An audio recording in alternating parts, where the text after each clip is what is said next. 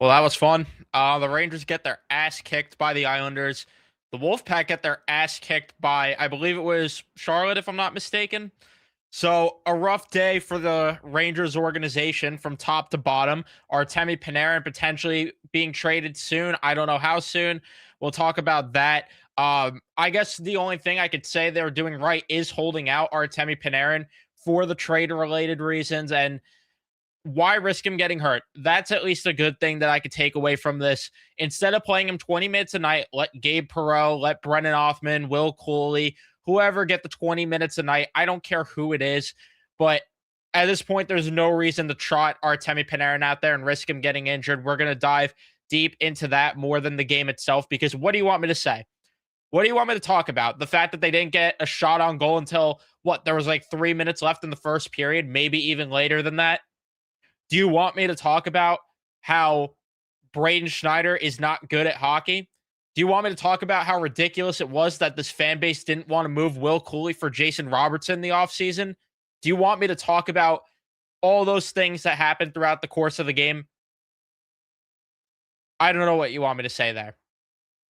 But all I know is that this is the most unwatchable product in the National Hockey League. There's, like I've been saying for a very long time now, there is no light at the end of this tunnel, and sit back and enjoy the shit show. But again, the main topic where we could actually unpack it is the Artemi Panarin stuff, because it honestly caught me completely out of nowhere. The fact that he is potentially getting traded soon and being held out for roster management reasons already. Earlier, Big Apple Hockey, they did their live show. Go check it out if you have not already. And one of their topics that they were talking about is, should the Rangers sit Panarin and Trocheck for roster management reasons until those guys get traded? And my answer was yes. I think that I wasn't on the show, but I was in the chat. My answer was yes, because why put these guys in risk of getting injured and then getting nothing for these guys? More so Panarin, because of the fact that he is a pending UFA and you don't want to lose him for nothing. So more so with him than Trocheck. But why have these guys play 20 plus minutes a night and then you get nothing? God forbid one of them blows out their knee. God forbid one of them dislocates a shoulder. I would still sit Trocheck right now, but I understand the Panarin one more. He's more likely to get traded, so I get it with Trocheck. Trocheck also probably is asking to let himself get ramped up for the Olympics. It is what it is. All I know is that this is what needed to be done. And not only from the standpoint of you don't want to risk an injury to Panarin, it also just makes sense because of what I said before, where why not just give these minutes right now to Gabe Perreault? Why not give some of these minutes to Brennan Othman, which they didn't give a lot of the minutes to him tonight, and not as much to Gabe Perreault as I would have liked, but they gave some decent minutes to Gabe Perreault. But why not embrace the fact that these guys, you need them to step up, because what other choice do you have? Who else is walking through the door, like I've said a million times on these shows? Who's in Hartford right now that's going to walk in and save this team? Who's playing overseas? Who's playing collegiate hockey? Who is saving this team until the draft lottery potentially falls their way? And even then, you're going to rely on one of those guys to be the saviors. God bless. I am praying for McKenna. I am praying for Stenberg. I am praying for whoever they end up drafting within those top few picks, depending where they land. But in any event, I'm glad they're doing it for those reasons, because let these guys get the minutes. Gabe Perreault's starting to look a little bit better. He didn't have the best game tonight. He started to look a little bit better over the past few games. I still want to see a bit more. Othman doesn't look great at all, if we're being real here. But again, what choice do you have? Really, what choice do you have? And in terms of the Artemi Panarin stuff, I'm not going to sit here and I don't know how I want to sit here and talk about this, because everyone's feeling emotional about it. Everyone's saying the end of an era, feeling sad, this and that. Am I the only one really that is someone bothered by this? Because the writing has kind of been on the wall. I've kind of mourned this last year, maybe. I've kind of already accepted that it's over with Panarin, and now it's just a reality. So I'm not sitting here feeling a certain way. If anything, I'm feeling honestly more angry about how much of a waste the era was, how much they jumped through hoops for Panarin just for him to disappear in every single postseason. Sorry, I'm gonna be an asshole and say it. The regular season's great, the awesome, some of the best regular seasons in Rangers history. He was unbelievable, one of the better free agent signings in franchise history because the bar's low. But nonetheless, he was one of the best UFA signings in franchise history. No question in terms of when you look at the pure production in the regular season. But I'm sitting here more mad at the fact that they accelerated the rebuild to accommodate Panarin.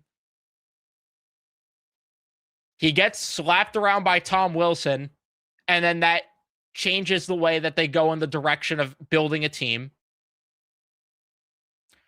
We don't need to talk about the thing last year. I'm not going to sit here and play sides on that, but that is part of the Panarin saga that happened.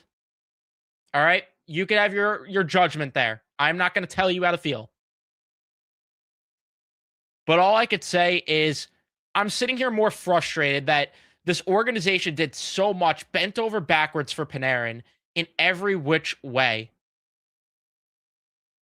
And I'm sorry, underwhelming postseason after underwhelming postseason from him. You could say what you want about the supporting cast, because I'm seeing that argument that the supporting cast was not good enough. The supporting cast is not the reason what was he goalless in that New Jersey series? Oh, he was a point per game against Pittsburgh. That's great. Louis Domingue was in net. I don't know. Again, I'm sorry that I'm not going to sit here and, cry over Panarin being done with. They won nothing with him here. I am over it. I really do not give a fuck. I'm just waiting to see where he goes at this point. I am waiting to see, because I'm curious to see what the return's going to be. I'm very intrigued what it's going to be. It sucks that there's no more double retention, because I think that really screws out what the Rangers can maybe get in terms of a return. But it looks like he's going to sign an extension wherever he ends up going, which does save the Rangers instead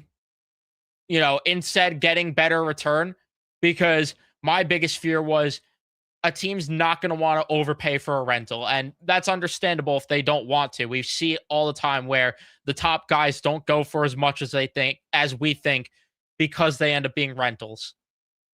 But if he's willing to sign, and it really comes down now to how many destinations is he willing to sign an extension with, because we've heard LA's a possibility.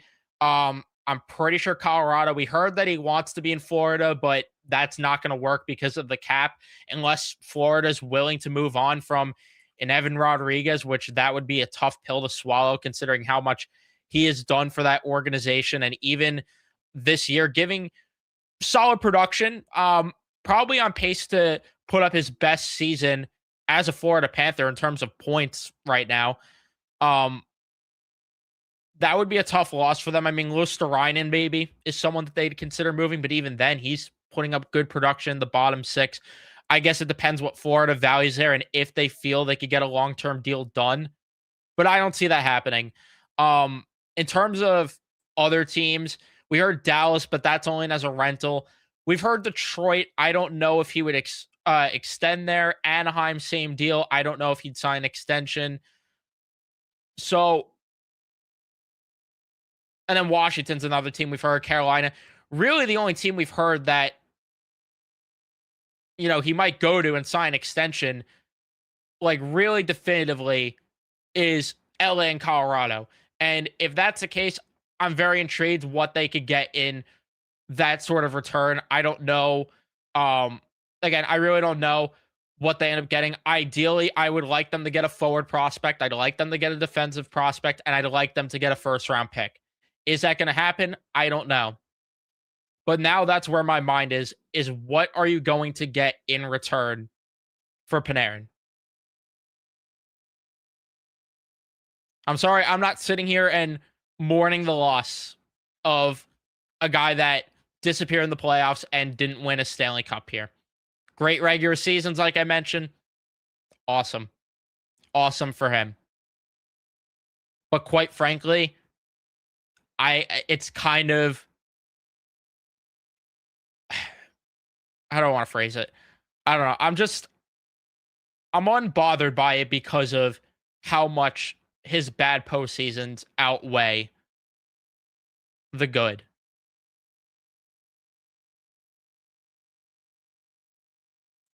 But let me get to the chat too. You guys are saying more ass than a strip club. That's very true. And speaking of ass, I want to read this tweet from Fitz because I saw it before.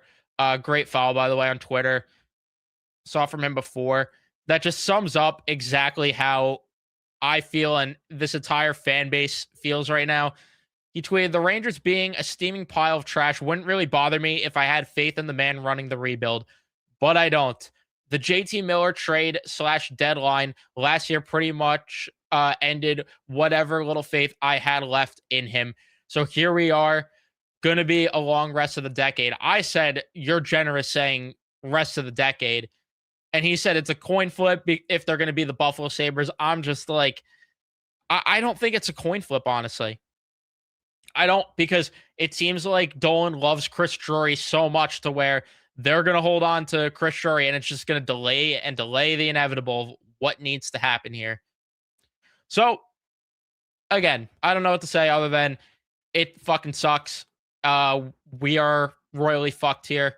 Hartford sucks. The main team, the main roster obviously sucks. There's no help from overseas at the collegiate level. No hope in that regard.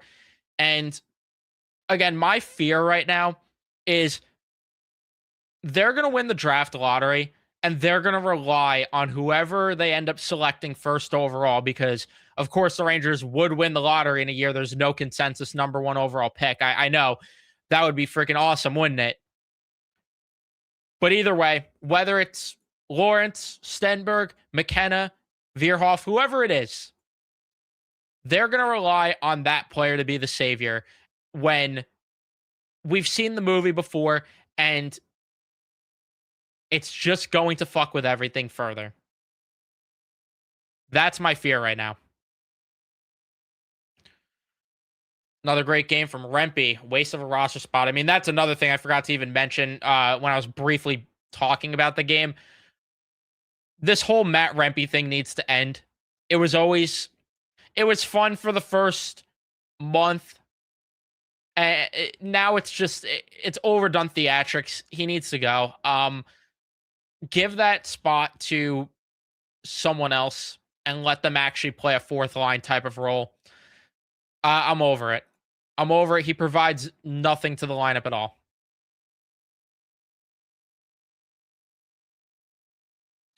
It's going to be a rough couple months till the season comes to a merciful end.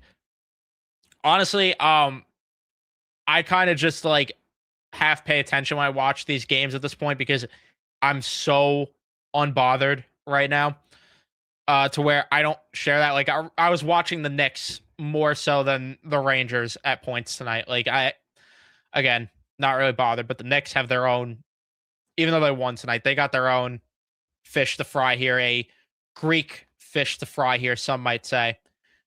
And that will really hinge how I should feel about them for the remainder of the season. But that's neither here nor there. We're not talking about the Knicks. We went from being the franchise with the most potential in 2022 to an endless pipeline of hot, steamy swamp s. And the guy responsible is now in charge of the retool. All he's done is burn the liquidation that this franchise has had. got handed the keys to an organization with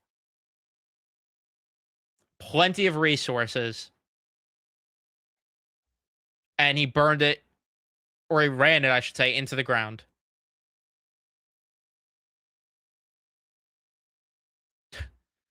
Sorry, I'm just looking at my group chat right now because Matt just sent the tweet that Statboy Steven tweeted out Lafreniere's buyout. And it's actually not bad if they wanted to buy him out.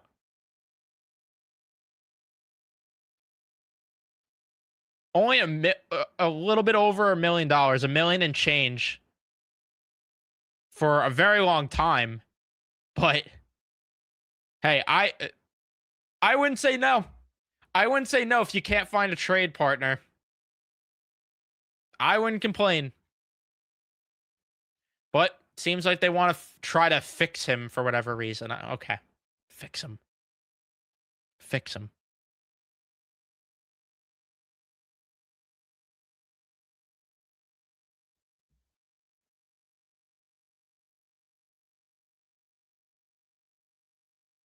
Gotta fix him in year 6. Fix him. It's funny too, because we're talking about fixing a guy that Drury gave over $7 million. And we're talking about fixing him. Sure.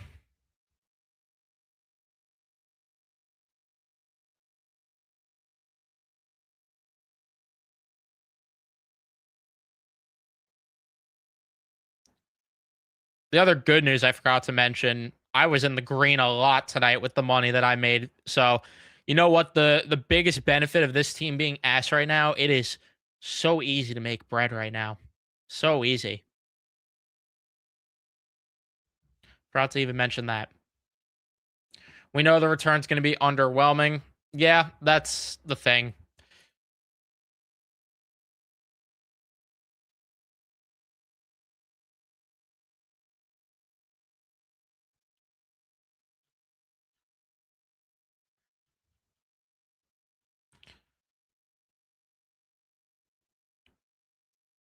We should talk about how we called this 2 years ago and we're called slurs. I mean, what do you want me to say there?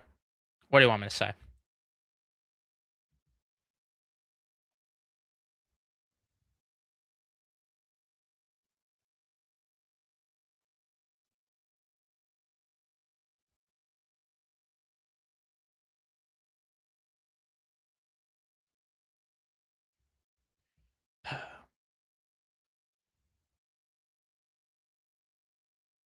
Did Lafreniere play? Sure as hell didn't look like it. The Rangers get destroyed on a nightly basis, and the mighty Wolfpack get destroyed 7-1. Great organization that has been built by Chris Drury from top to damn bottom. He is building he is building one hell of an empire here, isn't he? I'd like to get Roger McQueen from Anaheim. You and I both, Mike NYR for life. I would love for them to get Roger McQueen. I do worry about the back injury, but I mean, when he's healthy, you add that to the pipeline. I'd be very happy about that. I don't, again, it really comes down to is he willing to extend Panarin, that is, in Anaheim? I don't know. I just don't know.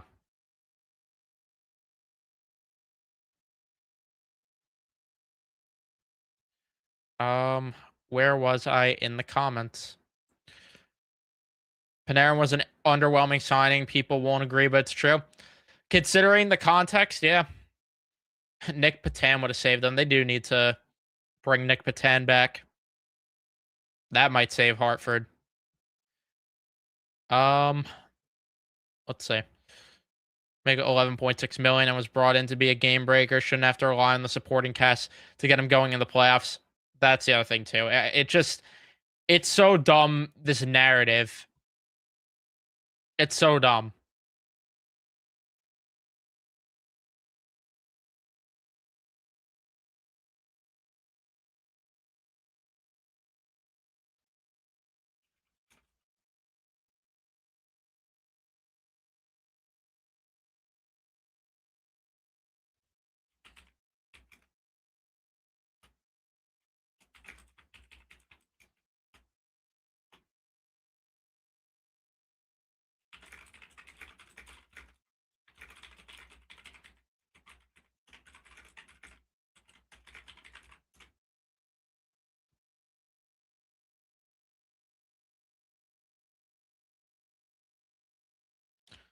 Yeah, it was time to move on. Overdue, if anything, honestly. Before I read the rest of the comments, just because there's a super chat, $2.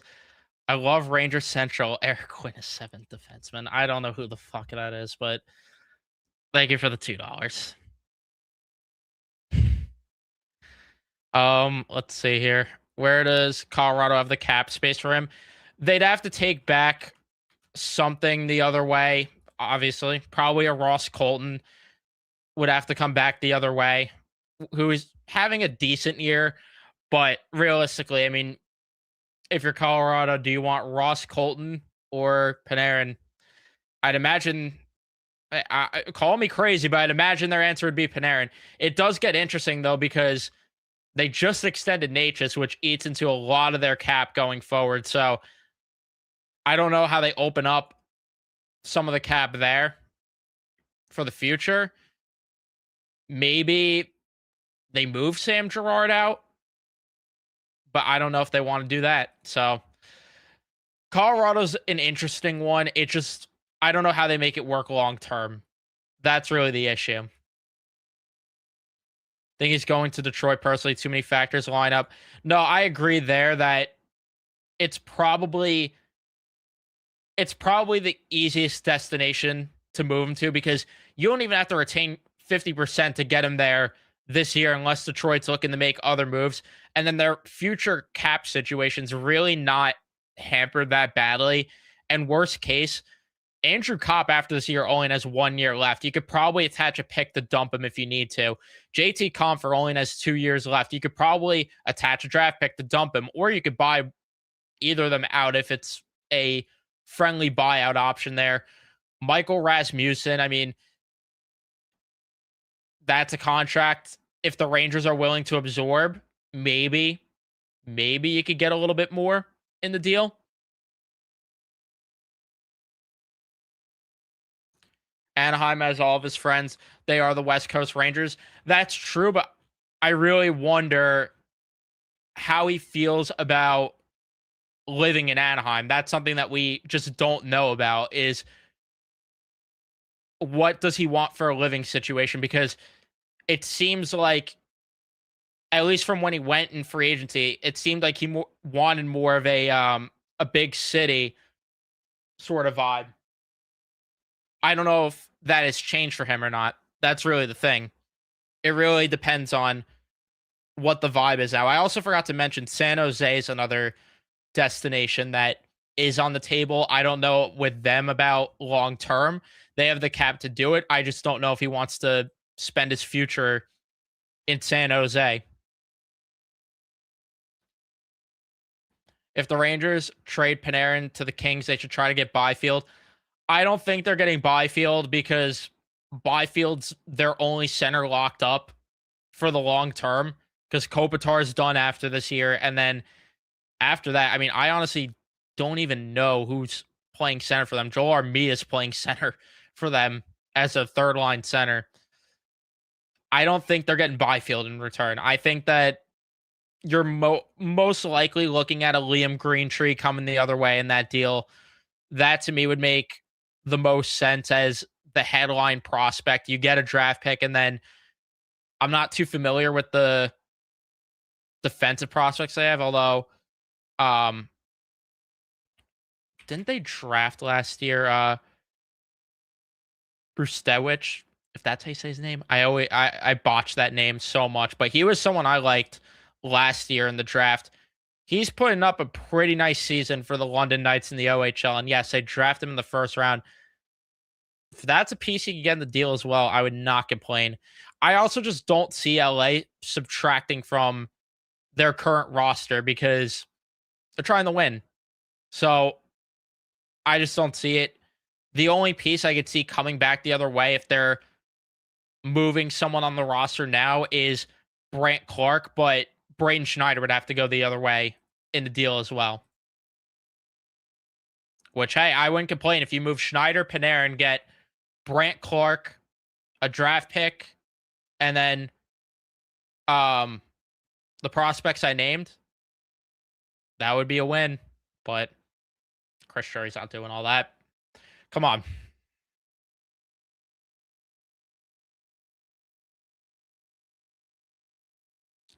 Yep, and whatever team gets him is in for a rude awakening with that.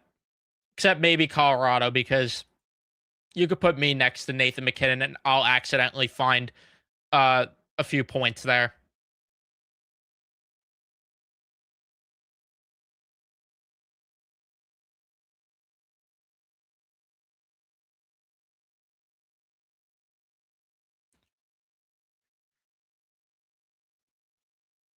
Panarin overall playoff goals as a Ranger, if I'm not wrong.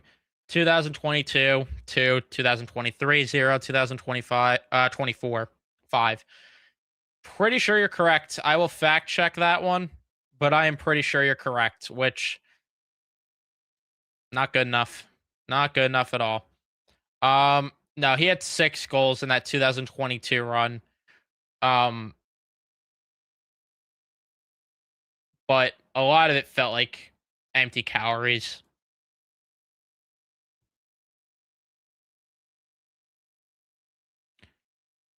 Hey, Washington could give a good return to where I wouldn't complain. I just, I don't know about them either.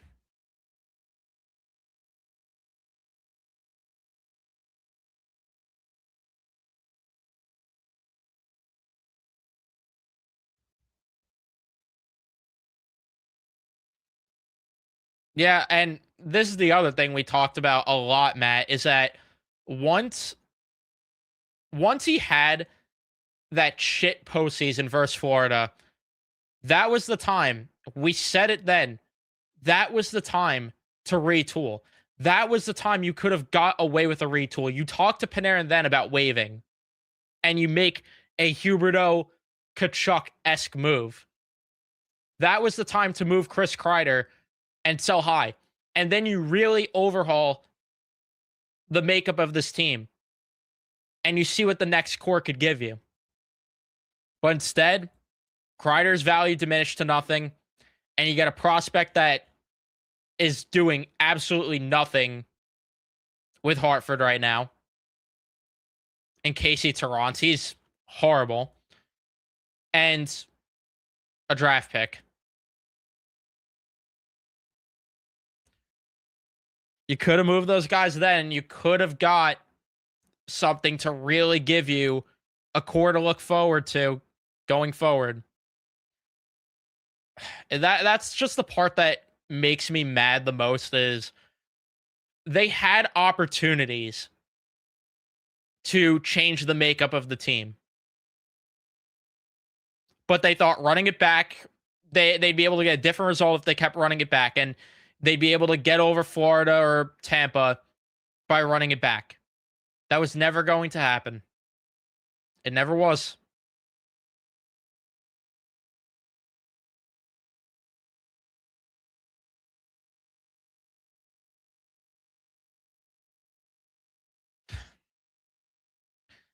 Better than the entire bottom six.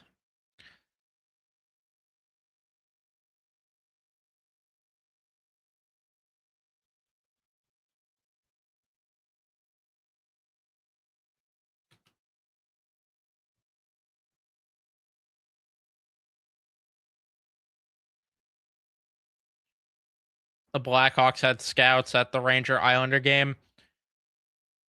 That's a yeah, that's an interesting one. I don't know what garbage they'd want from the Rangers, truthfully. I really don't know what garbage they'd want there. It had to be more for the Islanders. Because I don't know how anyone could look at this garbage and say, "Yeah, I want players from that team." The only piece I could think of is because of the fact that GMs have a boner for him is Brain Schneider. That's it. How would I feel about first rounder, 2 second rounders, and a couple prospects, maybe a third for Panarin? Depends on the prospects. I don't know though if they get that much draft capital. That would have to be a scenario where they're prioritizing picks over prospects, and I don't think they're doing that because it sounds like they want to try to quickly turn this around, which is the dumbest thing I've ever seen. But nonetheless,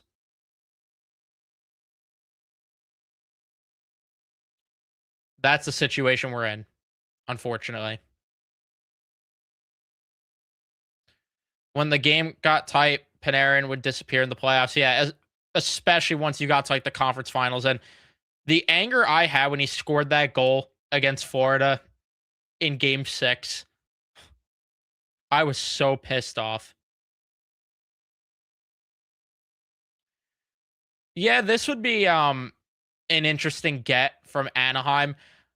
I know he's kind of tailed off as a prospect, but it wouldn't be the worst thing to see if you could get him to carve out some sort of career. But obviously, he'd have to be an afterthought in the trade. Like, if that's the main piece, then that's a problem.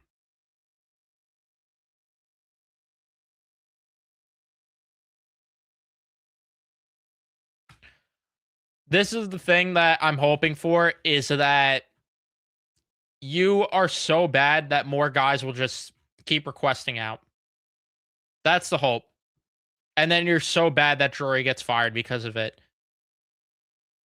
And it's funny to me too, the whole Carson Soucy thing, because they decided, you know what, we're gonna trade Carson Soucy to a destination because that suits him best because he just had a him and his wife just had a kid.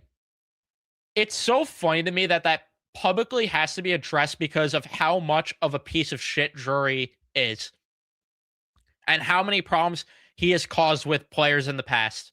It's so funny to me that it has to be highlighted that a GM did right by a player.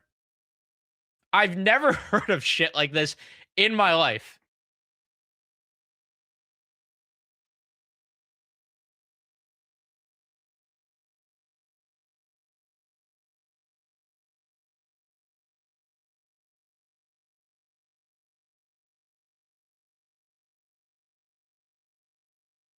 And this is the other point too, is that Lafreniere and Kako have made it impossible to step in the situation as a first or second overall pick with this team. I mean, the only good news is the bar is low because of them. So maybe I'm wrong about that. Maybe the bar is low to where it's less pressure, but there's also the side of it of if you're bad, it's going to get ugly with this fan base.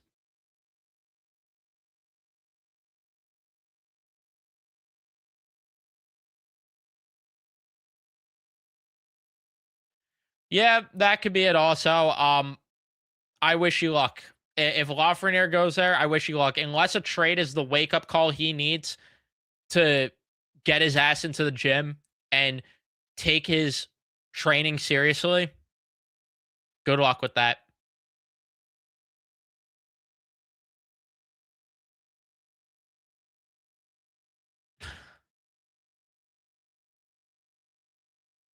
Freaking Anthony's comment. Um, the only thing keeping me interested in this team is who they get rid of. Same with me. That's probably the only reason I'm live right now is because of the Panarin thing. Otherwise, unbothered. I've barely talked about this game because I don't give a fuck. I really don't give a fuck. I'm glad that they're losing games. I'm glad. Even to the Islanders, I don't care. Do not care. Lose as many games as possible. Now Winnipeg has 2 games in hand to pass them. Calgary has 2 games in hand to pass them. So, and then St. Louis has a game in hand, but they win past the Rangers with a win. So keep going down the standings here. I don't know if you're going to be able to get Vancouver bad, but that's a different story. But keep plummeting.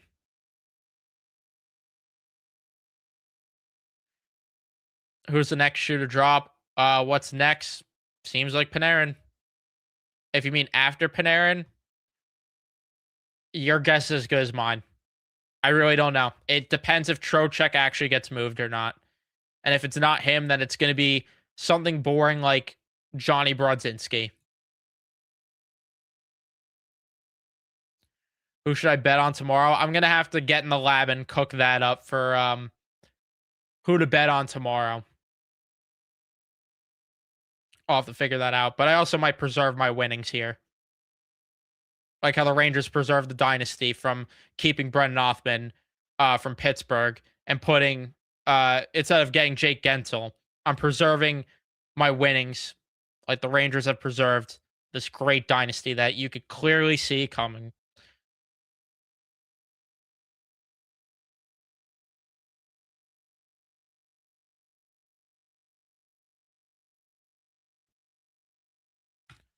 Super Bowl talk. I want Seattle to win. Ideally, I want Seattle to win. I honestly don't really have too strong of an opinion on that. Like, I just think New England's Mickey though, and they're gonna lose either way. So I don't think it's gonna be close. I would trade Jonathan Quick. Let him get one more chance at a cup because it seems like this is it for him. But every time I think it is, it's not. So maybe not. I don't know.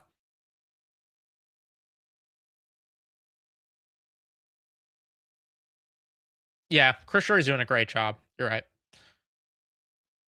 Absolutely. Hasn't made one bad decision. Uh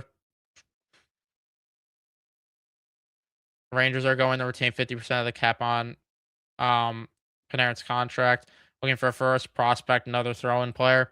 Makes sense. Would Panarin like to play across the street from Reed Detmers?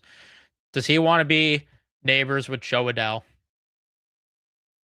Does he want to live next to Artie Moreno? I don't know if I would. Does he want to share a community with Anthony Rendon?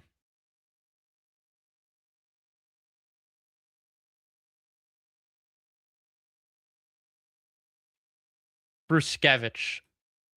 Okay, Bruskevich. I'll try to remember that. Although it might not matter because I don't know if they're going to trade for him.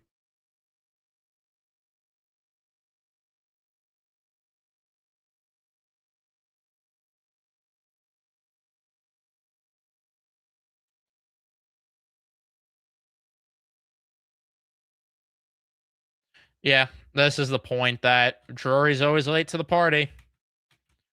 Always.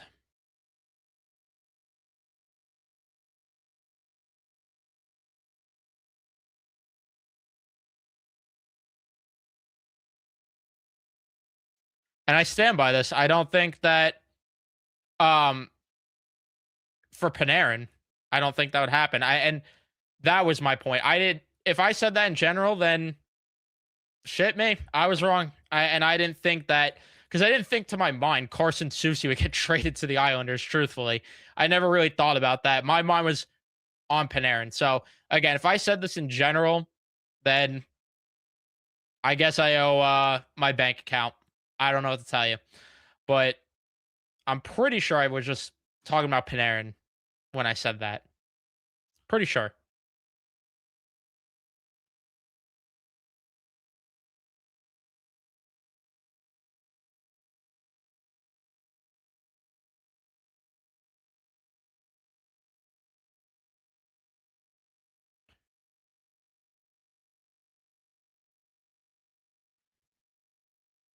I'll be at the Garden tomorrow. Yeah, was hoping to see Panarin play one last time. Yeah, it's interesting that they didn't really give him a send off at all. But praying for you going to the Garden. Holy shit, Evan is back. What do I think of Sullivan's performance? Um, I don't have an opinion. I don't have an opinion because for years I've been saying it. The coach is not the problem.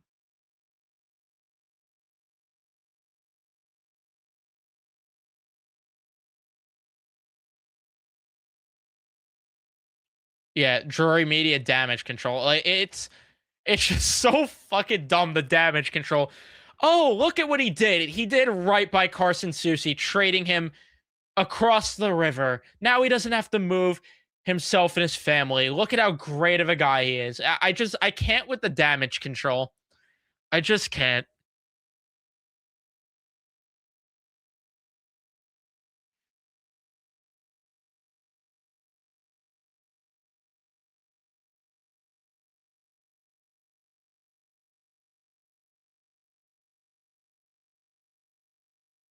Honestly, this is a good question. I have no idea, but the fire jury chance shouldn't have went away.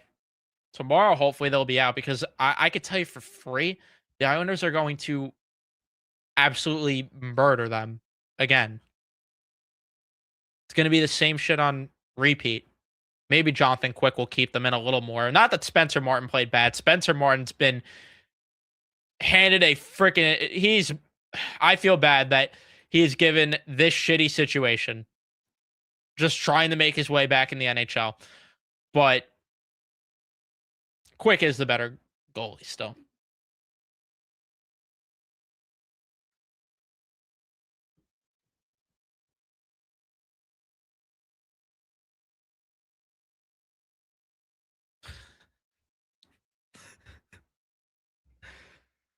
Oh my god. Oh my freaking goodness.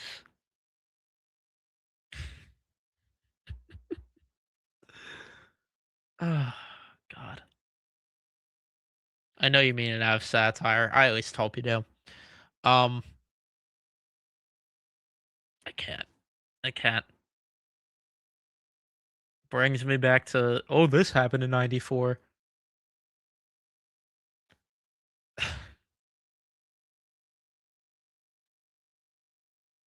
Well, I was born in '94. That means the Rangers are winning the cup this year. Like, it's fucking. I can't.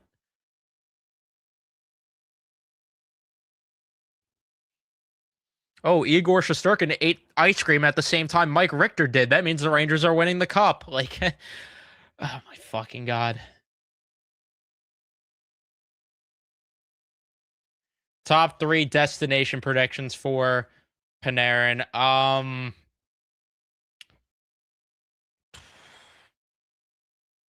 LA number 1, Carolina 2,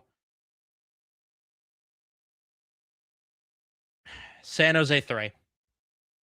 That's just my gut feeling. I have no info, obviously.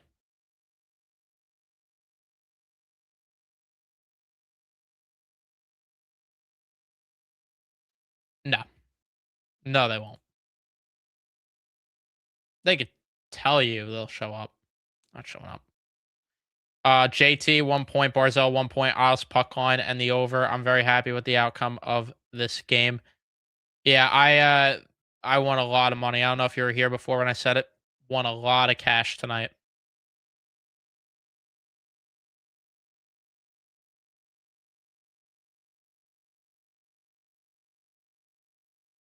I mean, to be fair, it's really not.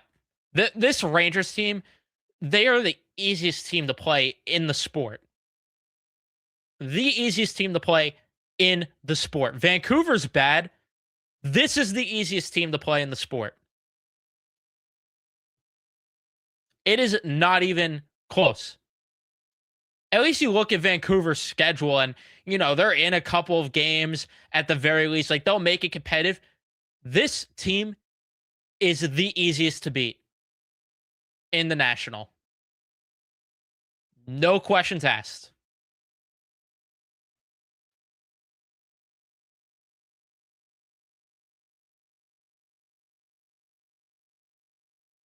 And yeah, I don't mind if they keep Brodzinski a little bit longer, but I also get it. If you could get a pick, you get a pick, sort of thing.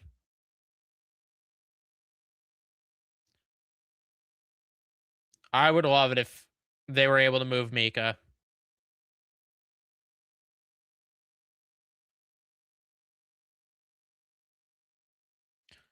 Um, I was not around to see the Dark Ages to tell you, but based on the reaction of fans that did watch the Dark Ages, most of them, if not all, say this is the Dark Ages 2.0.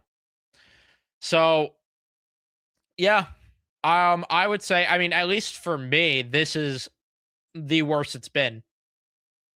The worst, because there is no light at the end of this tunnel. And if anyone wants to tell me there is, I challenge you. I challenge you.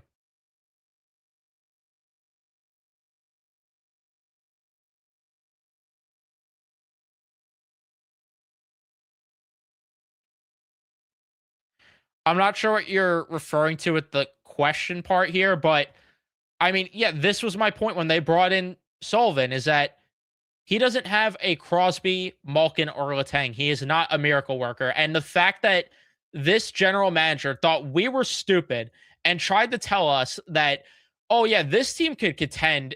We're just a Mike Sullivan away from being back in the contention window and having it open up again. The fact that he thought we were that stupid is actually insulting. Because this is the point.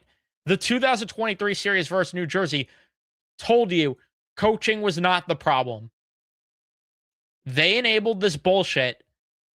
Drury enabled this bullshit, I should say, by listening to the players and caving to their demands with firing Gallant. Instead of saying, this is my coach. All right? This is my coach. We're not getting rid of him. Like what would happen in Tampa Bay, where I'm just using a name for example, but let's just say Victor Hedman, after they got swept by Columbus, walked in the office and said, yeah, we got to fire John Cooper. I could tell you right now,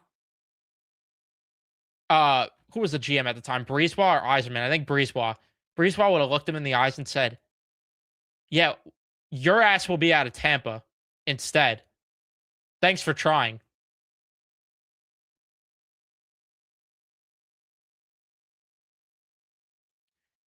They enabled this. Drury enabled this. And at the end of the day, a coach was not going to fix this. And it's amazing how you see all these teams that have fired their GMs. And isn't it weird how teams that have fired their GMs seem to get better? I mean, Buffalo fires Kevin Adams, and all of a sudden they're in a playoff spot for the first time, probably in my life, in January. Or not in my life, but in a very long time, since I was in elementary school. We'll say that. Since I was in elementary school. The Islanders fire Lou Lamoriello and they're in a playoff spot. Isn't that interesting? How interesting is that?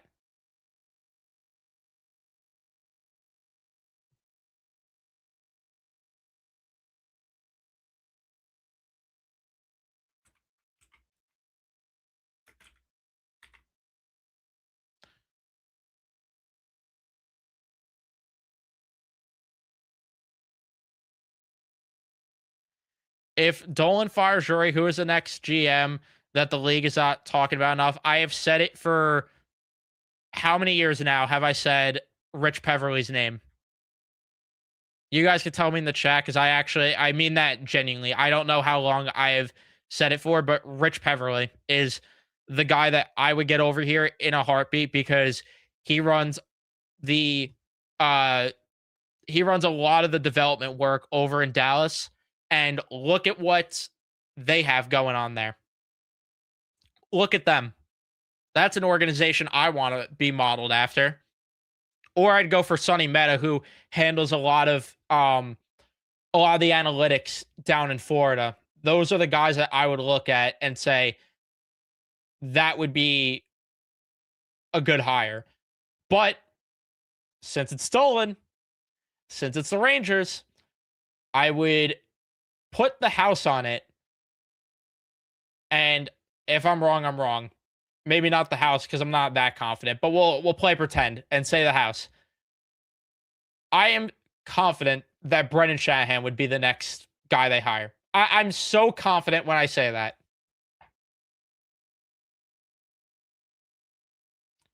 Thank you for the $5 NG. Taylor Radish upping the trade value with that goal, leaving with something.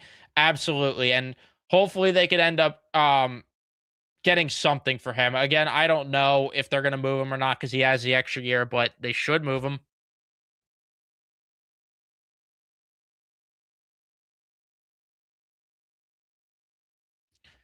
Yeah, they should give Morrow a little bit of a leash. I get why they're not because his decision making is just it's not there.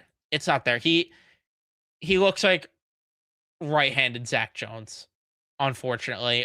Better than Jones, but for the most part, he looks like a right-handed version of Zach Jones. And it's unfortunate. But why not give him leeway? Because again, if you're really trying to get younger, like you say, Chris Drury, why would you not want to give more of a leash there? And yeah, it's impossible to judge Sullivan. I legit have no opinion of him.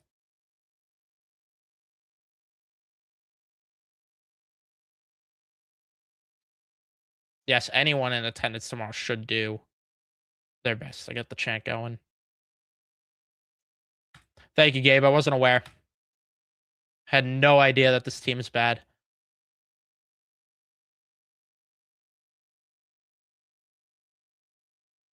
Oh, I could tell you right now. I mean, that stream. Whew, I could tell you this stream.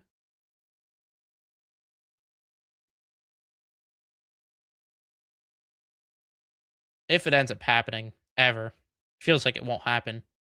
Feels like I'll be 6 feet under before Drury gets fired. But tell you right now,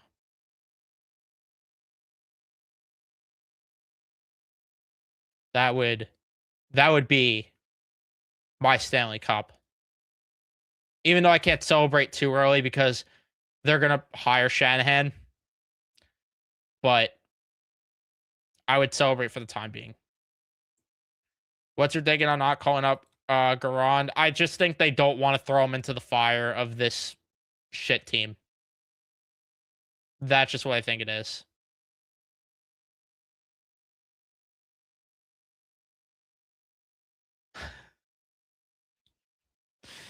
If you know, you know with us. I can't.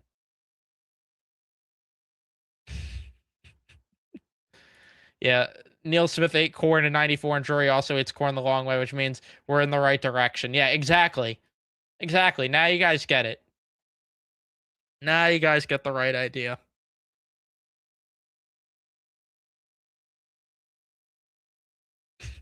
Neil Smith got a dog named Dingus, and then so did Chris Drury.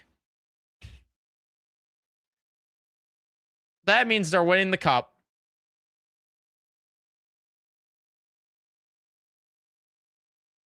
Oh, I bet on a Susie goal. That unfortunately didn't happen, but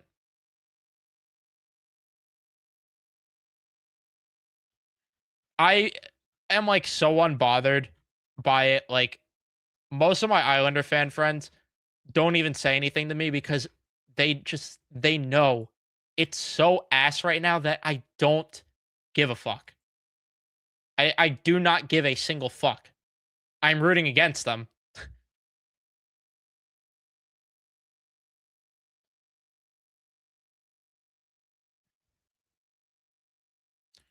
Lived through the dark ages, and to me, this looks like it could be worse. Sick. Sick. Love to hear that.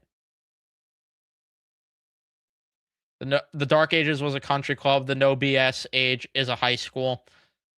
We might be lower than that. We might be at elementary on that. It's embarrassing. The only problem with doing this is Dolan's going to have to ban 18,000 if they're chanting that.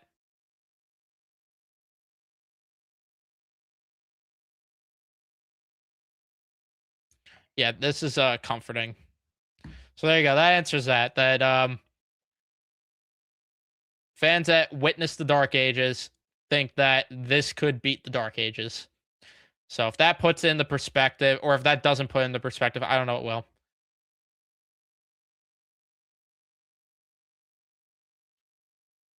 Get on a bus to Hartford, Gavin.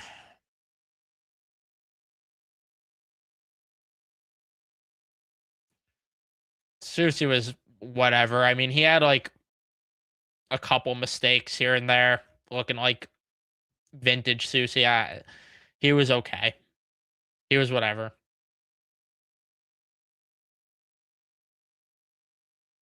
We're one coach away until this team quits on 3 more coaches. The next one will do it.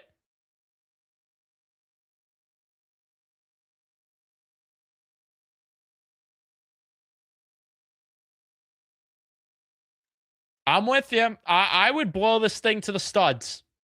I would definitely blow this thing to the studs. They're not going to do it. And that's the unfortunate part.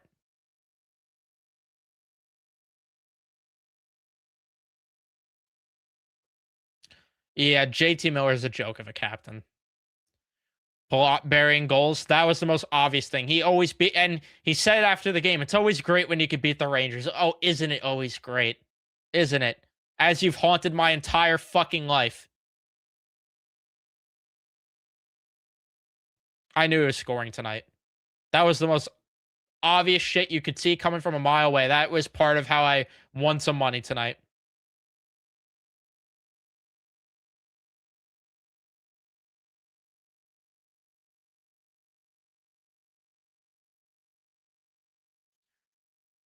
%. I tried to give them the benefit of the doubt going into that next year too. And I bought into Laviolette so much. I bought into the way they were playing in October and November. But then once that Adam Fox injury happened in 2024 and they stopped playing the right way, it was like, okay, I don't understand what happened here because things looked so good for the team, for the Rangers in the first month and a half of that season. And it's like, I don't know what happened there. And shockingly, they quit on the coach again. And they start off 7-0. I'm thinking, if they're not winning the cup this year, it's never happening in my life. And fuck me, were those the famous last words. So awesome. Probably not winning a cup in my life. Yes, Chris Drury is a winner. He won a Little League World Series, if you didn't know. Islanders in a playoff spot because the Metro sucks on the except for Carolina. I mean, that's a fair point because there's a lot of underlying issues with that team. There is a lot of issues. Yeah, I mean, Carolina is going back to the Eastern Conference from the Metro side. I mean, that's not even a question. It's a cakewalk for them. There's flaws with the Islanders. Pittsburgh, cute. I don't see it. And then the only team that might give them trouble is whoever they face in round 1 because the Atlantic division's not going to be easy to deal with. It's probably almost better if you don't win the Metro this year because I would be more afraid to play a Montreal or Boston right now or Florida. Carolina gets Florida in round 1. If Florida sneaks in, that changes the conversation of who makes the Eastern Conference from that side. But um yeah, I mean it almost might be better to not win that division, truthfully.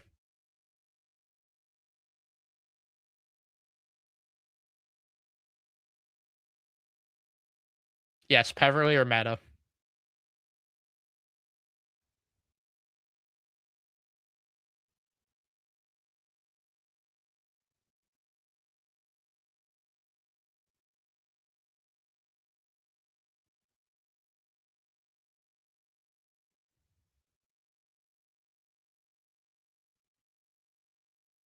Oh, please. I from your lips to God's ears, please. Let him go to New Jersey so then we don't got to worry about that.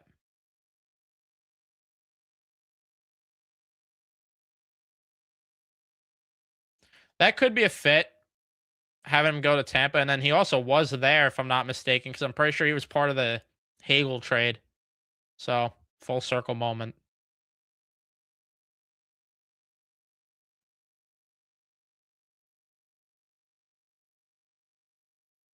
Bring out the cake. stream. Oh my god.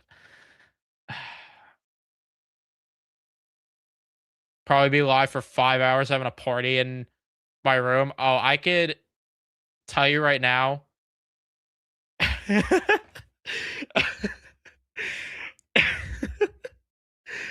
Yeah, it will be an unhinged stream.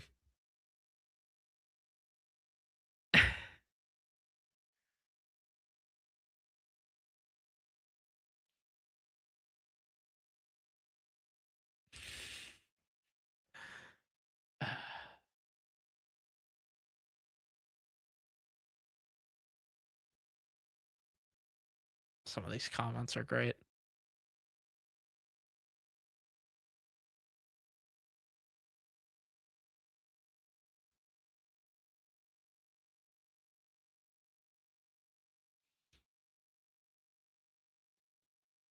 Yeah, I get it. I mean,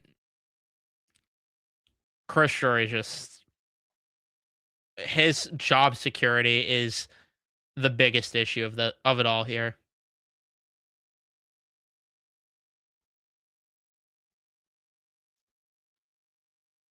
Yeah, Carolina, they'll have to face one of the Florida teams, and they will get bounced again.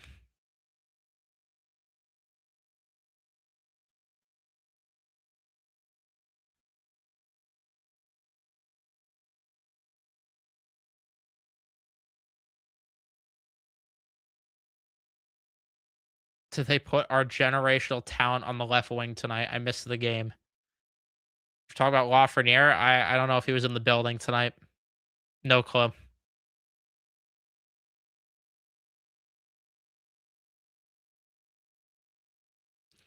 Yeah, Boiler was also complaining about the refs at one point. I'm like, let it go, man. Like, let it go.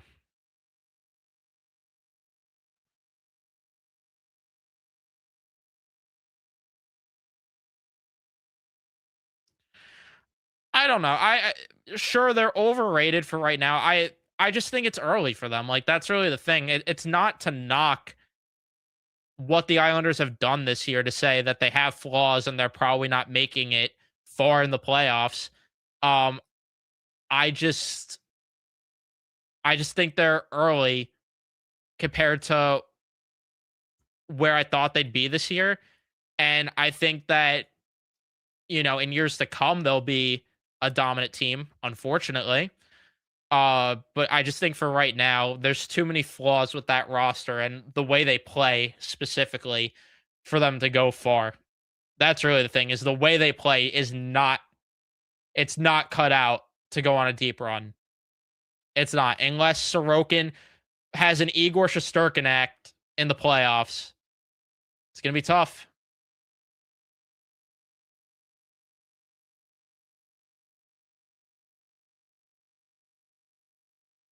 Yeah, Schaefer is a stud. Schaefer's a demon. While we get French Yakupov, sick. How sick is that?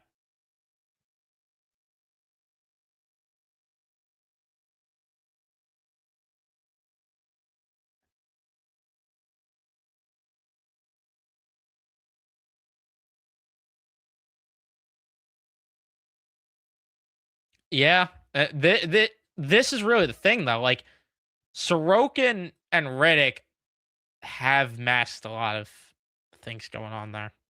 Because I was doing a deep dive. Don't ask me why. I am such a weird individual, but I was like doing a deep dive into the league earlier today just because I've been so out of touch with every other team in the league because the Rangers have really ruined my appetite for hockey um beyond watching them to where I just don't give a fuck right now.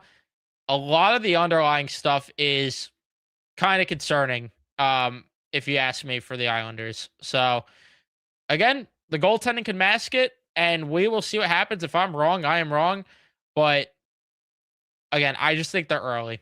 I think that's all it is. They're entertaining to watch this year. I'll give them that. Like they are more entertaining than they were in the Trotz era, but there are deficiencies that will get exposed in the playoffs. So sorry to the Islander fans watching. If I'm sure I'm a hater. I'm a Ranger. It's Ranger bias. You know nothing. Shut up, asshole. I'd be the first person to admit if the Islanders looked like the cup favorite. I really do not give a fuck that much. Um, I'm just calling it how it is here. I am. Sorry if I hurt your feelings. And yeah, I mean, this is the thing. They do have that vibe. They do have that vibe. And again, I'm not trying to pick fights with Islander fans and start shit. It's simply what I'm seeing.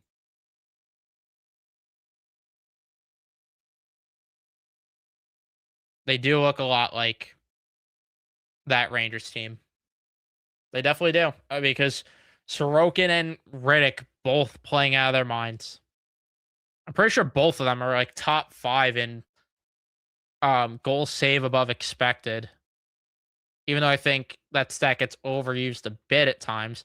Now Riddick's actually not, but he's still top 20, which is insane considering Dave Riddick's really never been that dominant before. But yeah, Sorokin is having a Vezina caliber year right now.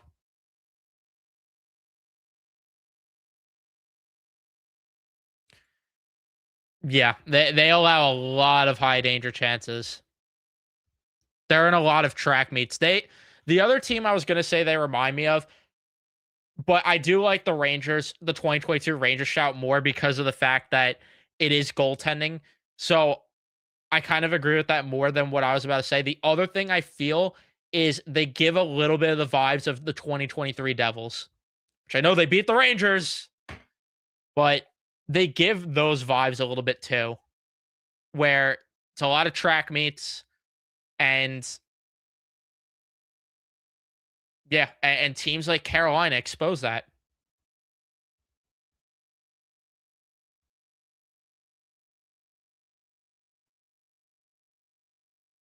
But there is something to be said about how Igor did own Carolina, and maybe Sorokin's able to steal a series there against him as well. But Carolina does have a better goalie of their own right now compared to what they've had in years past.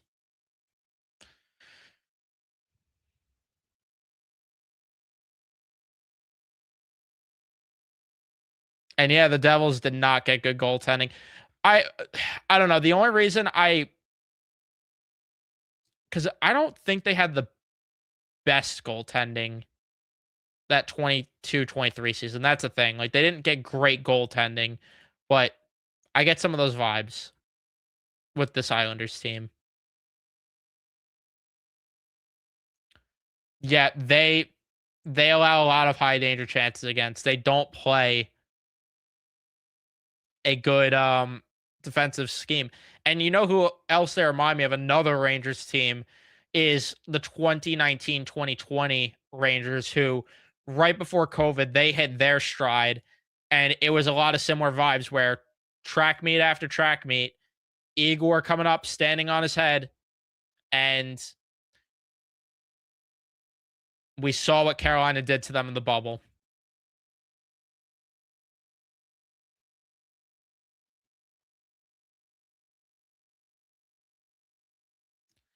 Yeah, it's another story.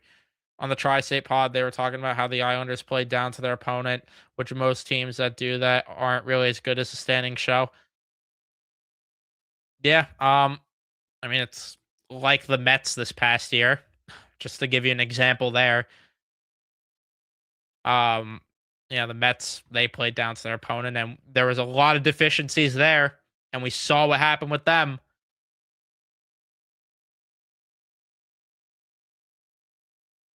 I don't know. To me, Tampa or Florida are just gonna steamroll this Eastern Conference. Like that's just what it is. And then hopefully those two can meet in the conference finals, though, because I'm really hoping Florida could be on the Metro side, because that would be a Battle of Florida Easter Conference Finals.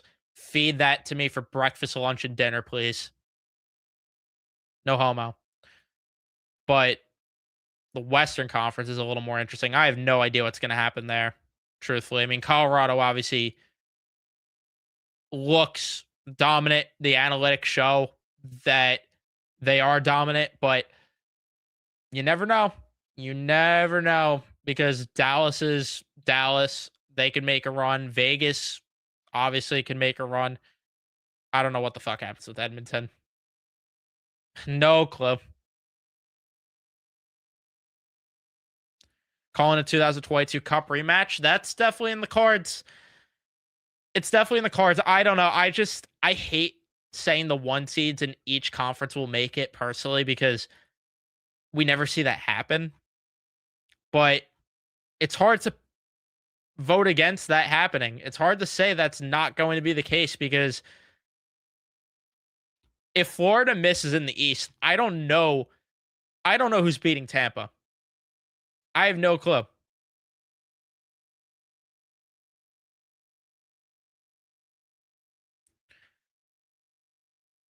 Yeah, just like looking at it right now, I really don't see it. And you know Tampa's going to make an ad at the deadline, which that will also, of course, maybe change the conversation here about who I think in each conference gets to the dance. But I don't know. The Western Conference is just more interesting to me because Vegas and Dallas are teams I look at and say they could they could give Colorado trouble.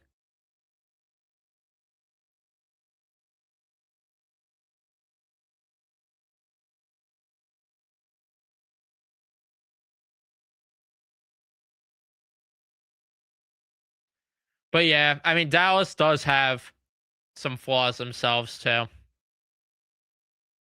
But that's another team where what are they going to do at the deadline? I mean, we saw them go balls to the wall to get Mikko Rantanen last year, and they have a lot of cap space because Tyler Seguin ain't playing the rest of the year, which that's also part of what could benefit Colorado. But we'll see what they do at the deadline.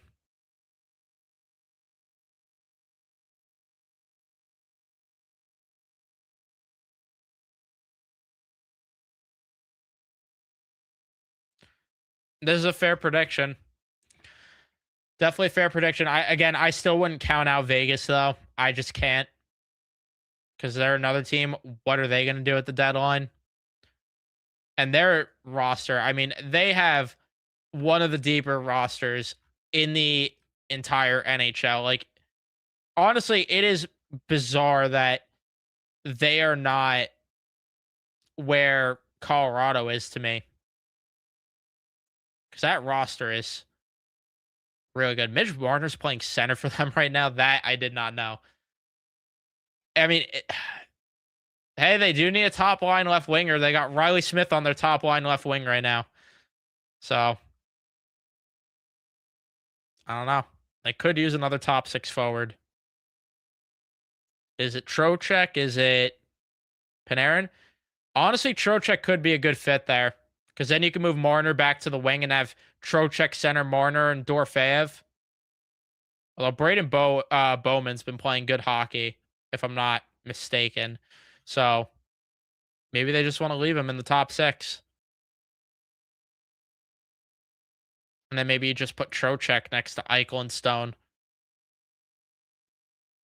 I don't know what they would give up though to get Trocheck. They wouldn't be able to give the sort of trade offer I at least would want for Trocheck. But maybe, Chris Drury standards, they could make a trade work because the bar is low there.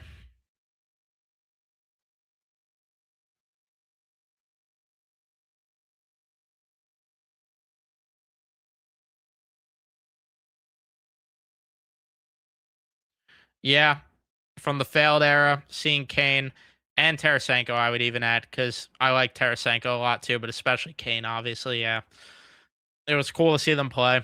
They jumped through hoops to get Kane at the deadline that year, but They didn't want to jump through hoops to make it work when he got healthy. It whatever. I again, I'm gonna try not to go off the rails on a rant here about that.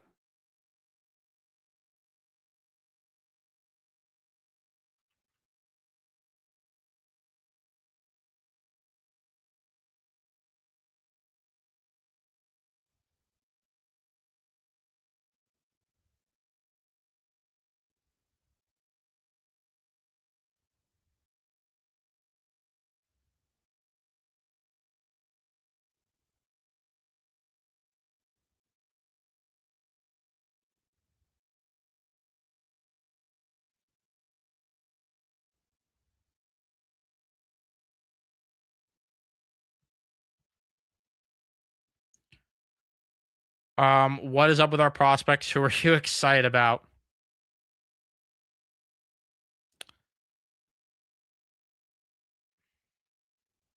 That's my answer.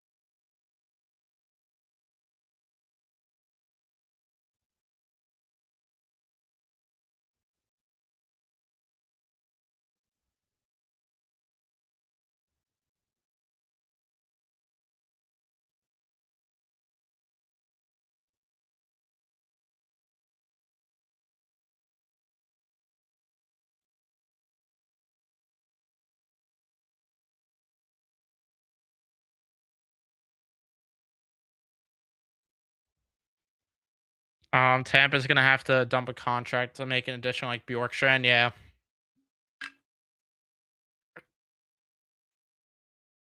yeah, they have to move one of those contracts out, but we know they'll do it.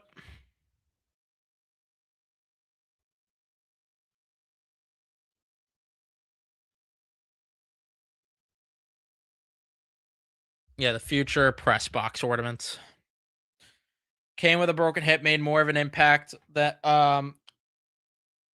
or made more of an effort than our core players, except for Igor, of course. But it was his fault. It's his fault apparently. Yeah, Malcolm Spence, I guess, but I don't know. Like that's a bottom. That's a bottom six forward. Maybe if you're lucky, you could squeeze him onto the second line one day. I see a third line forward though, and that's not getting me excited when this team already has plenty of that.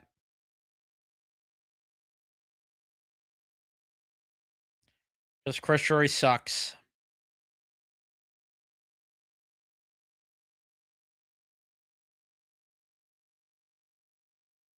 Yeah, they gotta learn Chase Bridgenese. I would love this a lot. I would love if they were able to get Dorofeyev in the offseason since he's an RFA. Would you offer sheet him though? That's the question. I mean, I would maybe take a shot to offer sheet him because I don't know if Vegas is going to be able to make the cap work to match an offer.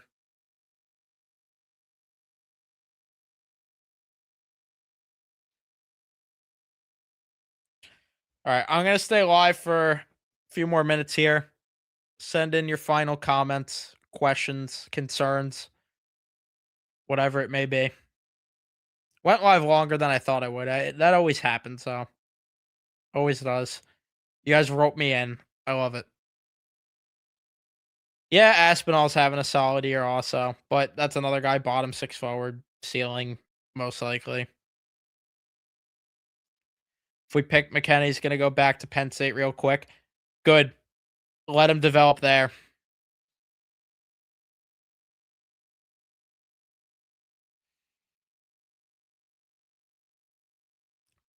That's probably true about Laba J. Lewis, but I would not even hand out the extra effort award this year. They're going to, but ugh, no one, no one deserves it.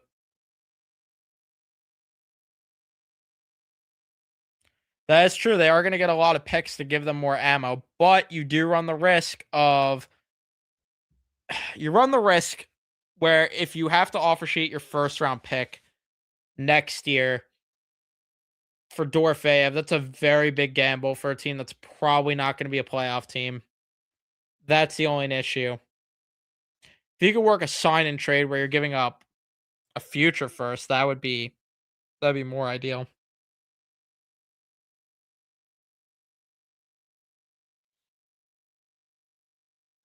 I don't even know if some of the fans deserve the extra effort award that go to the games because it's a lot of suit and tie fans. Like it's not actual fans.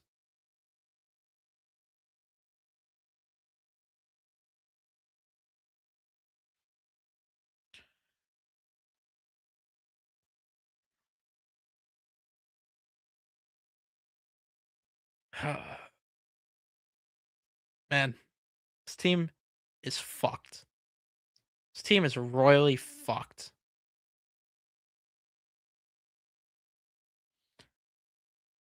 Yeah, Drury waited for the free agent class and it blew up in his face. Yep. Gotta love a team that relies on free agency to build their roster. Gotta love it.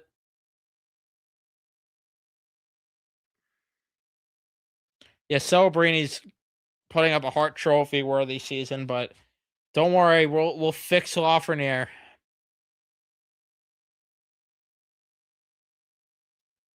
Fucked for the next decades, right?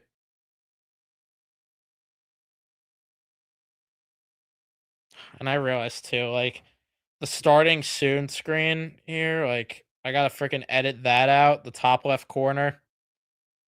That part sucks. That part absolutely sucks. I might have to update the banner again, which I picked the players I did thinking they wouldn't get traded since they're all under long term deals. But that might have to get changed too. And honestly, I am probably just going to put put like Lundqvist, Leach, whoever else in the banner, so I don't have to update it again.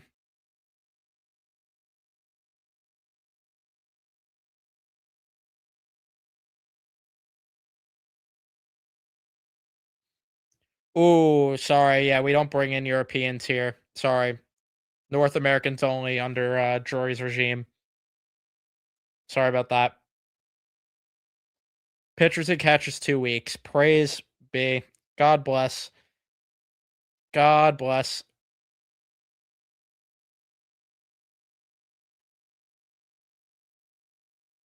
I am so happy about that at least. Again, we'll see what happens with the Mets season. I have no idea how it's gonna go, but all I know is that at least I could be invested in the games. At least I will emotionally be invested in one of my teams, which is a feeling that I miss. Feeling that I do not have with this Rangers team. I just feel numb and dead inside watching them.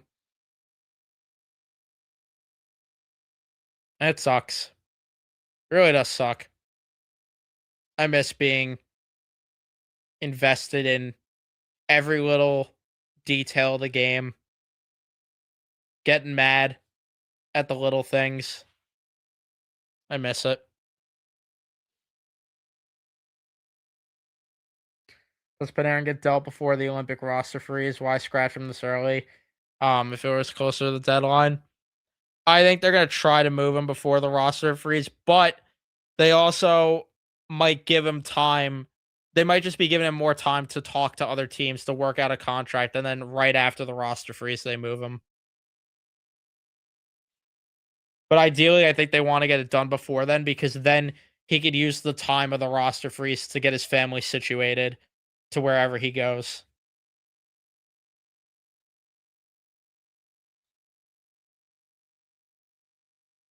Decade is a long time, but it's probably how long this team's fucked for. I say at least half a decade, and that's at best.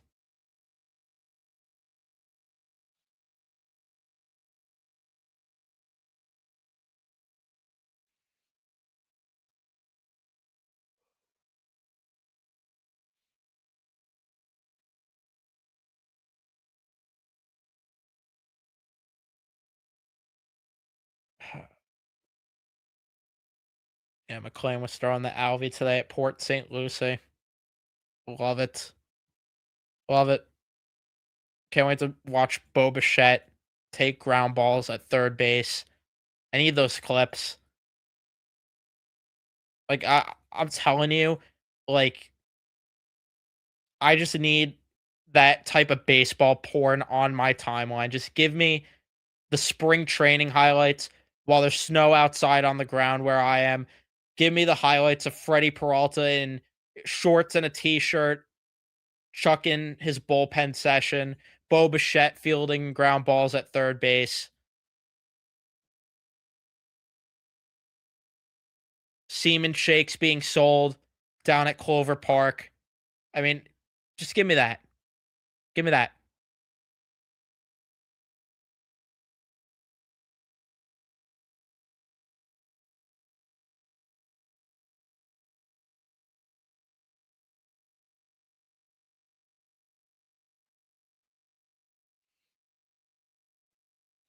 Yeah, you definitely should go there for spring training games. I've never been to any spring training games. Um it's something I'm thinking about though, potentially. A last minute planning, but I'm not sure if I'm actually going to end up doing that.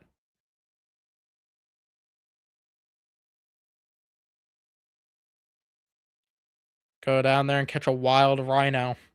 Find Andrew there. Soto shuffle, yes, I need it.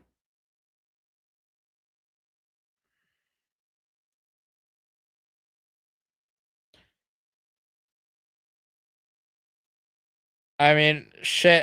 Matt, if you want to maybe plan a trip, maybe we could. We're gonna have to talk about that off air, but maybe because I was low key thinking about it. If you're not aware, Luke, I don't know if you are, but Matt and I do have a channel together, Met Central. If you want to check that out, where it's what this page was about the Rangers on a nightly basis, but with the Mets. That's better because we could actually be emotionally invested, like I said.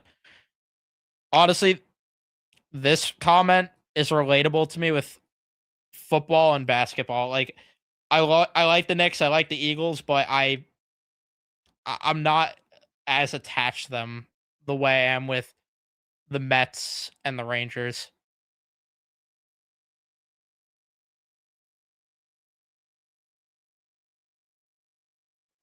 They go to one Met game last year. Damn.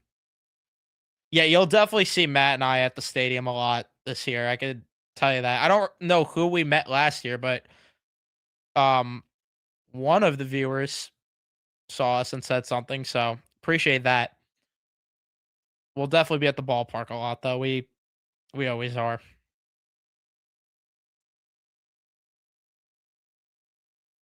Yes, that's the Met Central link there. Help us get to 1K so we can be monetized.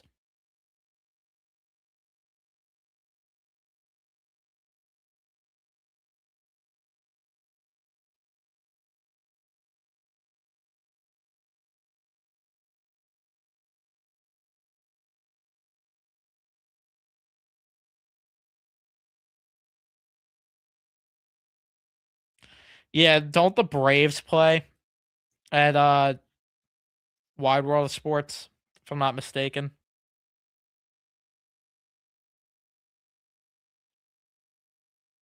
Make sure not to go to the Atlanta games.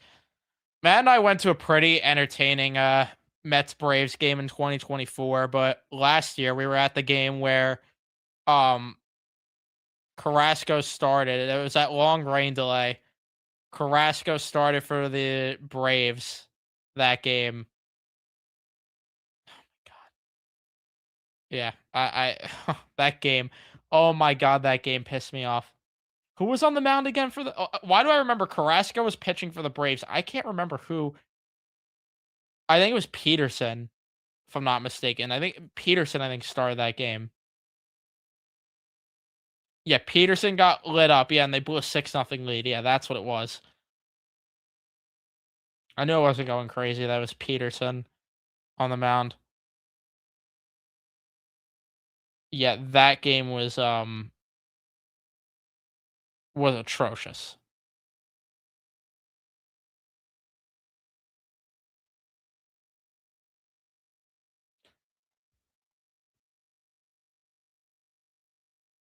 2019 Braves game, they lost 2-1 in 14 innings, and DeGrom had the only Mets run a home run. 2024 saw 4-0 shutout by Schwellenbach and McGill pitch. Trying to remember if I was at that game in 2024. I probably wasn't at the 2019 game because that was before I could drive. So I was not able to go to games as easily, unfortunately. But um, I do remember that game. But I don't think I was at that game, that 4-0 game, because I was at the game before that though, where they won 8-4 and Senga friggin' died right in front of Matt and I's eyes.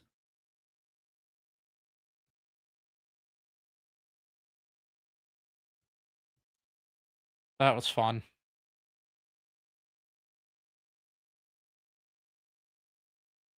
Did get more in the baseball last year, but I'm gonna try harder this year. The vibes around baseball just feel as comforting as the vibes around hockey season. Honestly, I get it because it's hard to keep up with 162 though. Like that's really the thing that is difficult with baseball. But the only silver lining is it is the only thing on. Um, it's the only thing on during the summer. What I will say is don't enjoy it too much because there will not be baseball next year. So don't enjoy it too much. That's part of why though I definitely want to be at the ballpark a lot this year because I I have no idea what's gonna happen with baseball in 2027. Literally no idea. So I want to savor every moment at the stadium this year.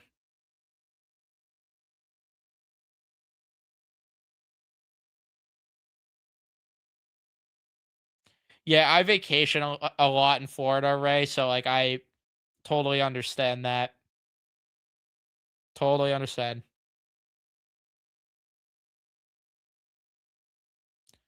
Oh yeah, the I think those were the player weekend jerseys. Two cats. Don't know how much you like college hockey. Honestly, I only watch when the Rangers have prospects worth watching. Like I watched Boston with Gabe there. Yeah, JD hit the grand slam that game. Fans were chanting this guy sucks at Ozuna. It was a good time.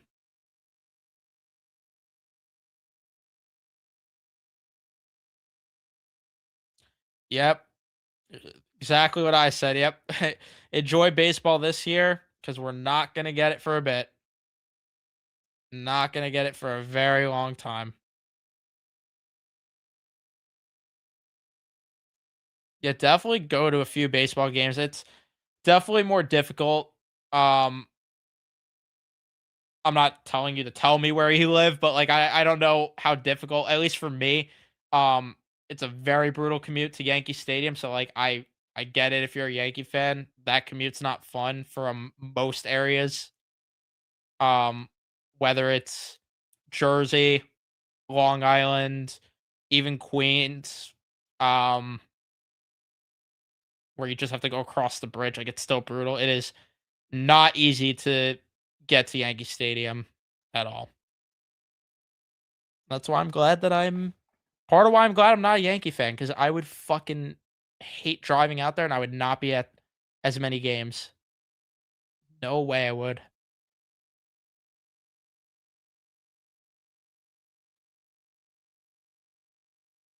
Not only that, Luke, but the Mets acknowledged our core's not good enough to win. Our core sucks. We're moving on.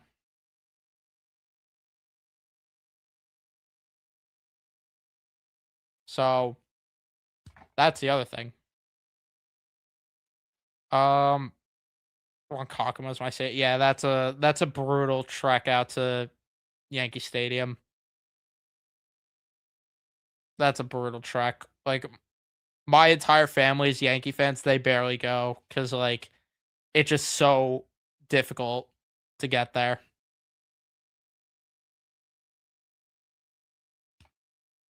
I'm the only Met fan though in my family.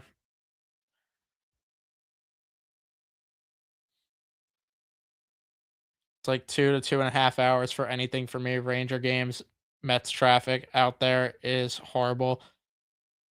Yeah, that sucks. Yeah, it sucks being far from from the stadiums.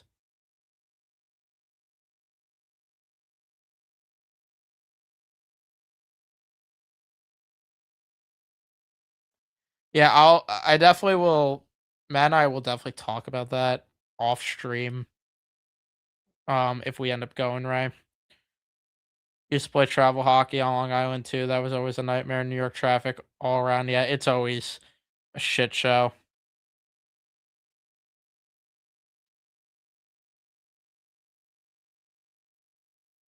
And the scout that wanted Toronto to be fired ASAP. Chris Drury. Yeah, whoever the fuck he hired. Oh yeah, there was a certain bathroom out there in City Field. Last year, the one game I went to was the Mets Yankees on the 4th of July at City Field. So much better than going to Yankee Stadium. This is not even bias. City Field also is just so much better than Yankee Stadium. Yankee Stadium feels like an airport. City Field feels like an actual ballpark. But yeah, that's the way to do it. Go for a Subway Series game. More money, but um easier commute.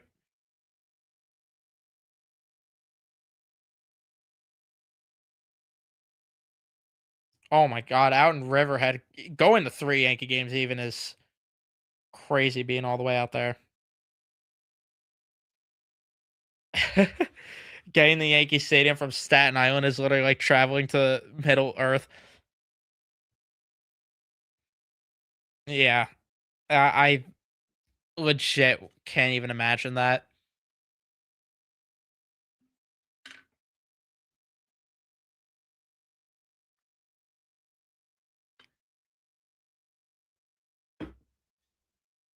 I am glad that it's not that bad to get to Citi Field. A bit of a pain in the ass. When the US Open was going on, I could tell you right now, Matt and I could definitely tell you how pissed we were that we almost missed the first pitch of Jonah Tong's major league debut, but we ended up making it.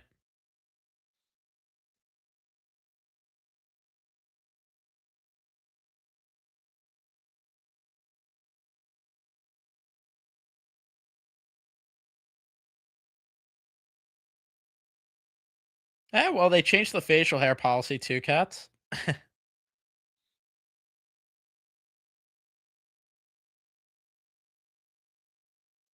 Took the train from West Palm to the Winter Classic.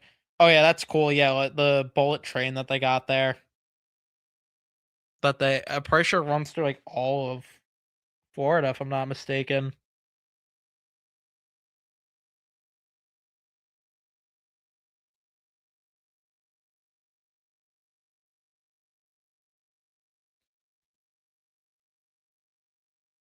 Yeah, City Field's a better stadium. 100%. I mean, it's how I feel with UBS and MSG. I'm sorry, but I think UBS is better.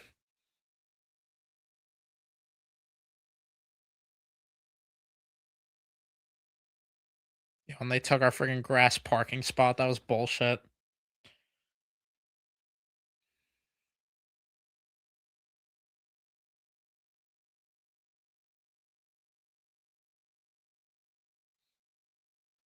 Yeah, that soccer stadium's almost built up. I saw pictures of that today.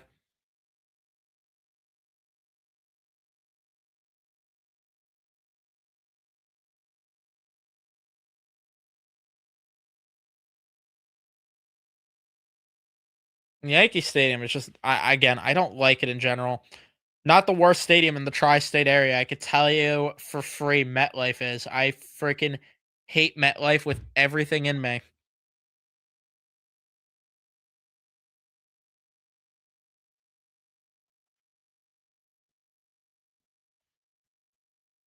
Honestly, though, I'm trying to think like what I would say the best stadium I've been to is out of any. Um, I don't know, honestly, because it might actually just be City Field. Might just be. But I also haven't been to a lot. Hopefully I can hit up some road games this year for the Mets, but to check some off the list. But and I'm also going to the Link this summer for a concert, which will be cool. I haven't been for an Eagles game. Kind of bad on me, but I was gonna go to a playoff game this year, but then I knew how the season was going to end, so I was not bothering with that. Yeah, MetLife fucking sucks. And like you said, the fact that they're hosting the World Cup is brutal.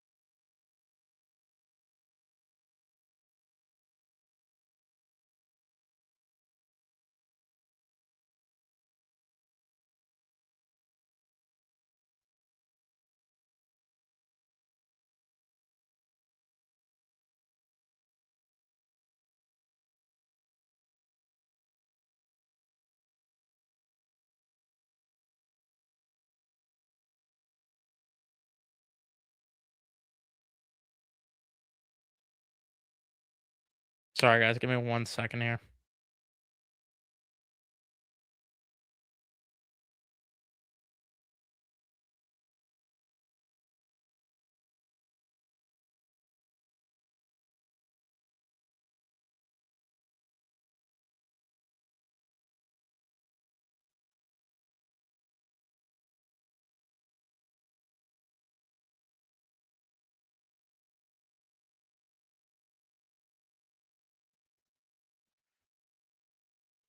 Yeah, do inappropriate gestures at CBP.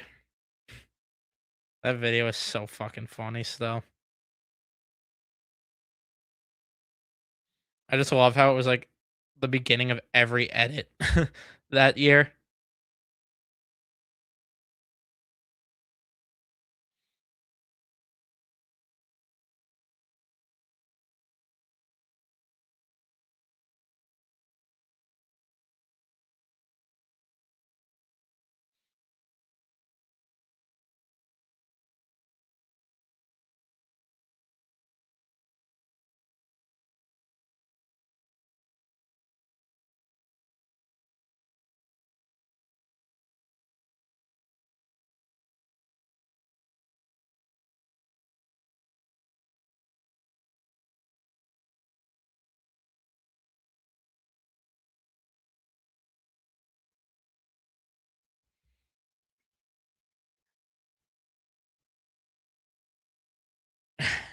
We get a CBP, we have to meet Broads. That'd be generational. Yeah, I want to go to PNC Park badly. That's definitely a stadium I want to go to. I want to go to all 29 stadiums. Dodger Stadium does not count. Yeah, we don't count the Mickey Mouse Clubhouse there.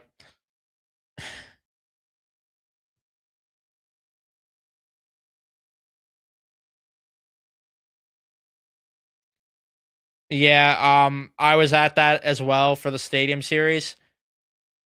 Great, one of the best weekends of my entire life, if not the best, being with everyone at that Airbnb.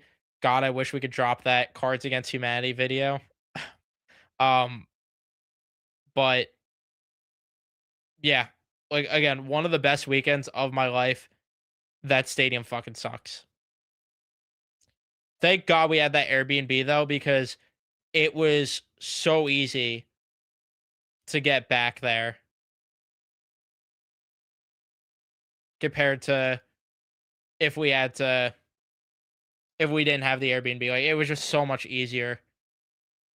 Because I had other people that go and it said they were telling me it took like 2 to 3 hours to get home. I'm like, oh, it was beautiful. That took only 15 minutes to get back to the Airbnb. That was beautiful. We're not going to talk about what happened when I left the Airbnb, but um yeah, outside of that great. Yeah, smell the seat. Oh my god. Where the hell do you find these people? That weekend was great. No, this is facts and like the concourse too. Like you're hitting into everyone on the concourse. It's not a great time. And then like you said, the Chase Bridge blocking the whole icon being the ceiling. Let's put a Chase Bridge to block it.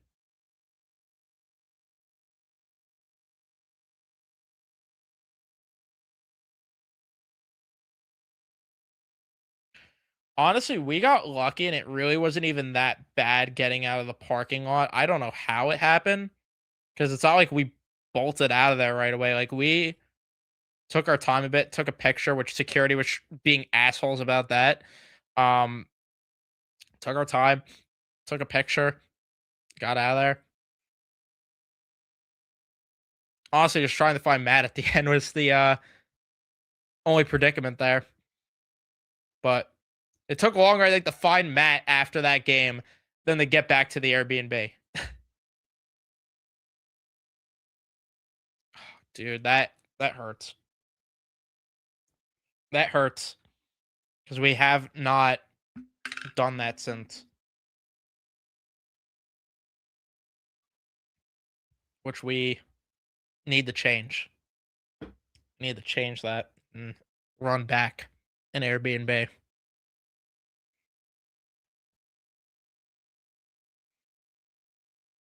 Either that or just crash at Nick's place. Just do that.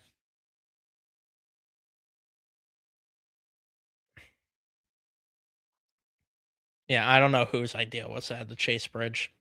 Dolan probably, but oh, Joey D's pizzas were elite. That was top quality. Top quality pizza.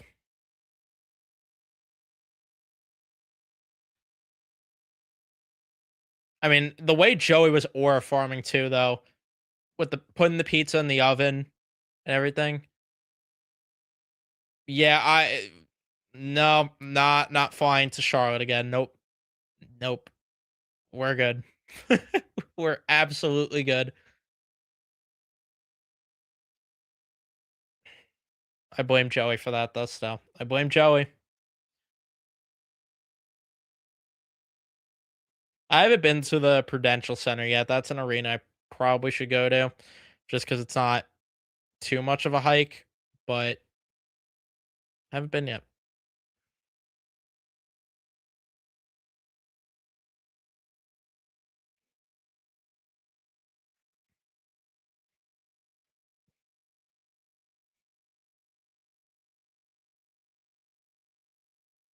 But I'm also I don't know how I feel about going there.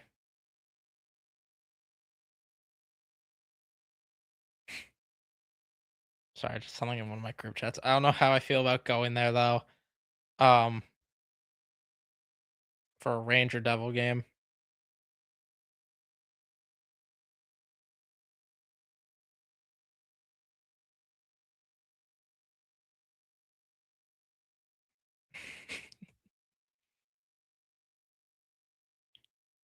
Went for a concert. What concert was it? That's pretty cool though. Um I've been told a great baseball trip is Cincinnati. Cincinnati, I haven't heard much about that, honestly. I could see it.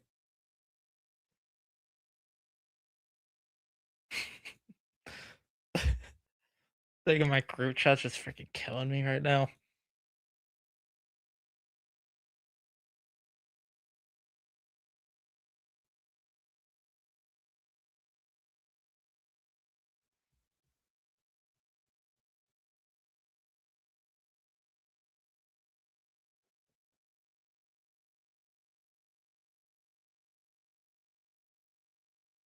I heard though, the Prudential Center's a pretty small arena, if I'm not mistaken on that,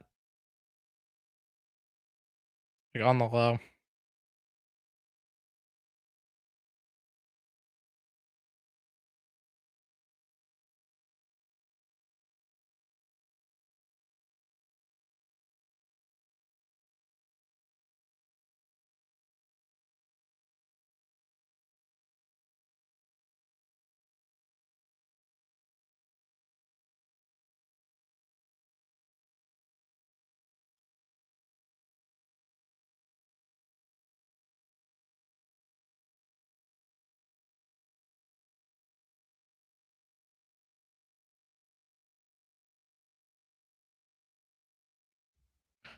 Oh yeah, um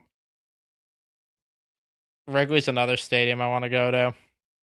I was supposed to go to Oracle until COVID happened. I was supposed to do like a West Coast trip, go there, um, and like go down the coast, but COVID fucked that up and I never ended up doing it.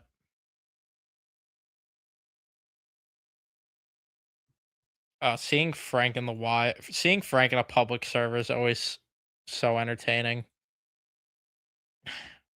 He was freaking yelling at Ty Adcock. Peak.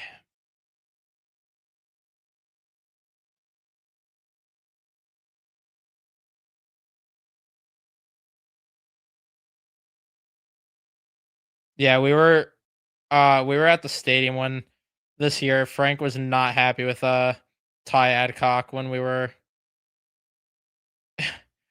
there.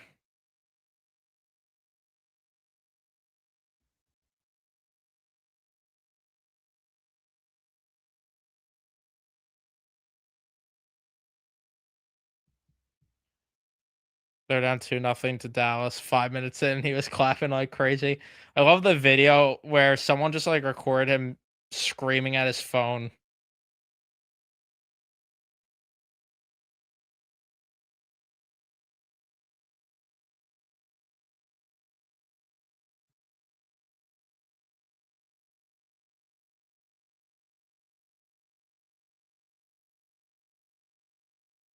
Ty Adcock, Dick Lovelady doesn't get better than that. No, it doesn't.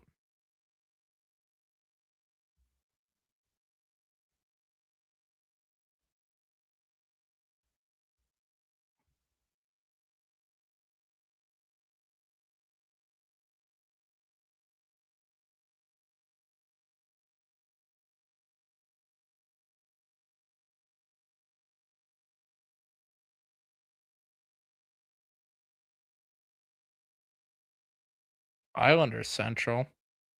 Islanders run New York.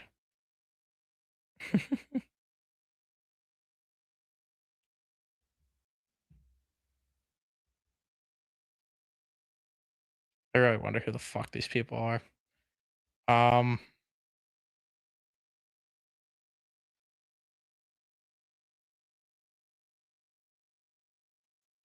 Go to Chase Field in Arizona. Yeah, that's another.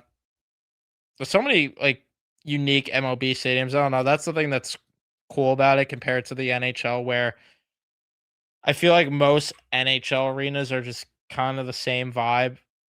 MLB wise, I feel like it's um there's so many that I want to go to. Like Toronto's another stadium. I got to see the outside um of that stadium when I went to Scotiabank, which was pretty cool. And they were renovating the place. but I want to go back there and catch a game at the Rogers Center. Yeah, the Trop. I'm dying to see the Trop. The fucking Trop. What a stadium.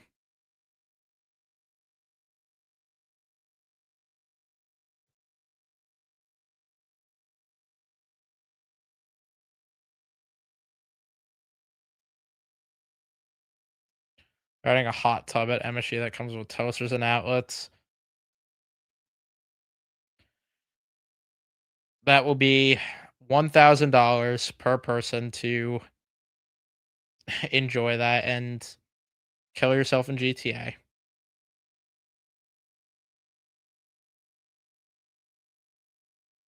Thank you, Troy, for turning our Rangers to a shit show. Yeah, it's great. Went to the Trop, never seen anything more dead in my life. Yeah, I can't say I've been, which it's weird that I've never been because there in Miami, I go to Florida so much that I should have just been to these stadiums already. So it's something I gotta change.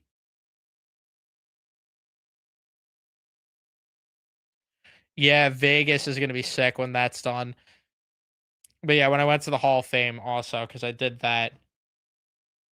I shouldn't say I stood outside the Rogers Center because it was fucking freezing when I went. Um, in like mid October, but Scotiabank was pretty cool.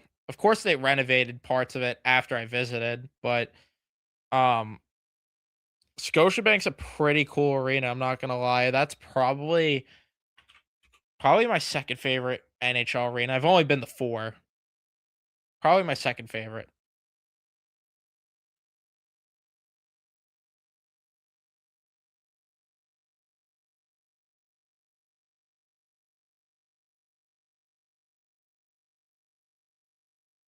I could tell you last is Buffalo. Buffalo fucking sucks. Buffalo is garbage. Adding a yes section to MSU like Judges Chambers at Yankee Stadium. Yeah, they are. My voice is like too dead to say it. Oh my god. It killed me.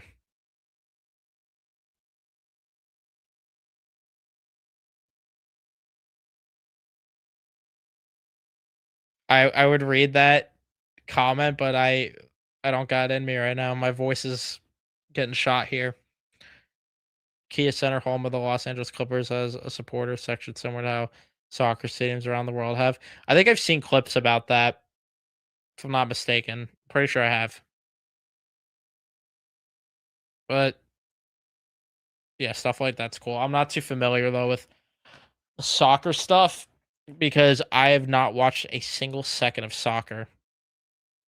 Well, okay, maybe I've watched a second, but like I wasn't dialed in on it.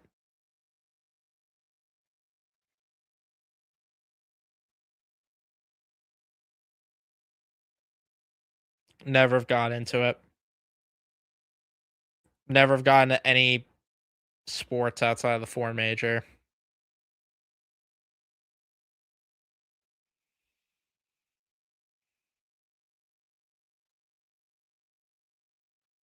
Been to 8 NHL arenas. I am jealous that you've been to 8.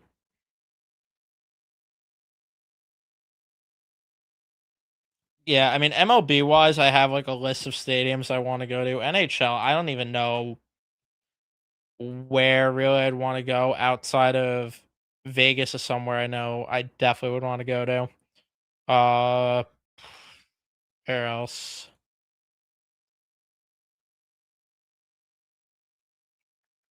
Honestly, like the list is. I mean, Florida would be cool. Florida and Tampa. Bell Center. Definitely want to go to the Bell Center. Uh, the United Center I hear is pretty cool. Yeah, not as much of a list.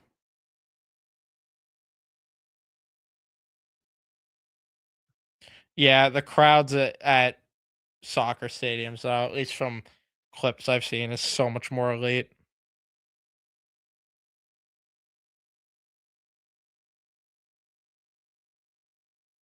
Yeah, I was gonna say, like, people call hockey, basketball, football, baseball the four major sports, but soccer's more popular than some of them.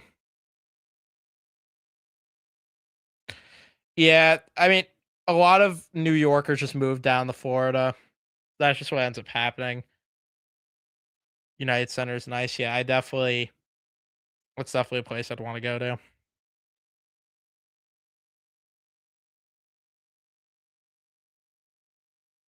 The problem is, like, I'd want to go to Chicago, but in the winter sounds kind of brutal to be there.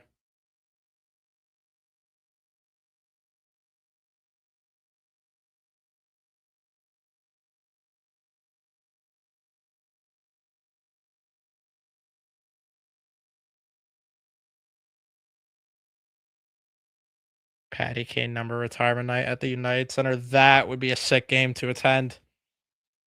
That would be sick.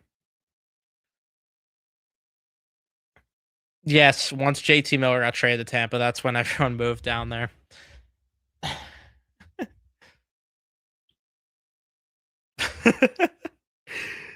Hit up the Gatorade headquarters like Chitty on. All right. I'm gonna wrap this up here because I said like probably 40 minutes ago I'm gonna end it soon. I didn't. But thank you everyone for tuning in and watching. Like I said, I went live way longer than I thought I would. But thank you everyone for watching. Leave a like, subscribe. I'll see you guys in the next one.